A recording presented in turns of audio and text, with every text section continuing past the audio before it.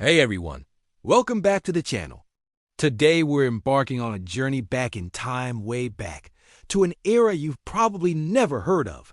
Forget the dinosaurs, forget the Ice Age. We're going to the Ediacaran period, a time when our planet was a truly alien world, teeming with life so bizarre it almost seems like a dream. Imagine a world about 600 million years ago.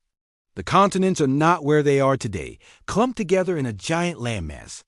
The air is different, the oceans are different, and most importantly, the life is completely, utterly strange. This isn't the age of predators and prey as we know it. It's a peaceful, almost silent world, where life existed in forms that challenge our very definition of what an animal is. So, what were these creatures?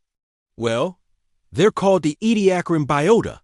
They weren't plants, they weren't fungi, and they weren't quite the animals we recognize today. They had no heads, no guts, no legs. Many of them looked like quilted air mattresses, lying flat on the seafloor, absorbing nutrients directly from the water. Picture something like a soft, patterned mat, just gently existing. These were creatures like Dickinsonia, some growing up to a meter long, looking like a ribbed placemat. Scientists are still debating if it was even an animal. Then you have the really weird ones. Sprigina, which looked a bit like a segmented worm with a crescent-shaped head, might have been one of the first creatures to move with a clear front and back end. And Charnia, which looked like a fern frond, but it lived deep in the ocean where there was no sunlight.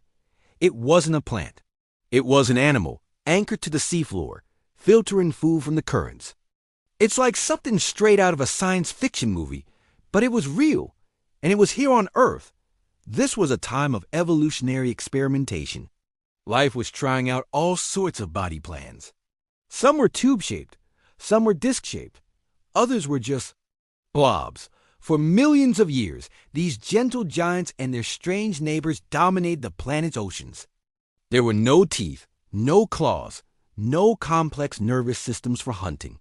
It was a global garden of life forms that simply were.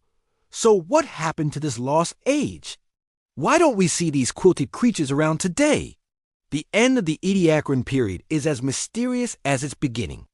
It all came crashing down with an event called the Cambrian explosion. Suddenly, around 541 million years ago, life became a battleground. New creatures evolved with shells, exoskeletons, jaws, and claws.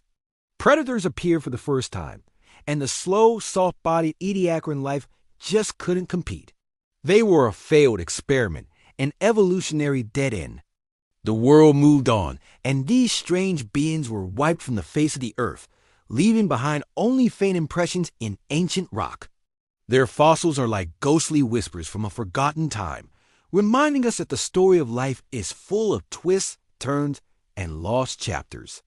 The world we know is built on the ruins of countless other worlds that came before. What do you think? Could these creatures have evolved into intelligent life if they'd had more time? Let me know your theories down in the comments. It's fascinating to think about the what-ifs of our planet's history. Thanks for joining me on this deep dive into the past. If you enjoyed this journey, make sure to hit that like button and subscribe for more adventures into the unknown. See you next time.